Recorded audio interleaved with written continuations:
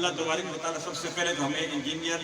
Mirza jail کے فتنے سے ہم سب کو محفوظ و معمون فرمائے، یا الہ اس ملک کو ملت کی حفاظت فرمائے۔ جو پڑھا گیا، جو لنگر کا اہتمام کیا گیا، جو کچھ بیان کیا گیا، تلاوت کی گئی، نعت مصطفیٰ صلی اللہ علیہ وسلم پیش کی گئی، یا الہ جانے کائنات امام الانبیاء صلی اللہ علیہ وسلم دربار بسم اللہ حضور منظور فرما۔ سرکار عبد قرار صلی اللہ علیہ وسلم کے توسط سے تمام نبیین، صدیقین، شہداء، صالحین، شہداء بدر، شہداء حنین، شہداء احزاب، شہداء کربلا، اشرف وجہ زمزمہ، معلومین، پیران رضی اللہ تعالیٰ عنہ، عشر جمعیت سمدیہ قادریہ، حضرت آدم علیہ السلام سے لے کر ابھی تک جو حقدار امیدوار بن گئے ہیں، حضرت سخی والا پیر علیہ الرحمت، اس کے قرب و جواروں میں جو مدفون ہیں، اس گولیہ والے میں جو مدفون ہیں، بالخصوص اس غوثیہ میں جو مدفون ہیں، تو غوثیہ میں جن حضرات نے اس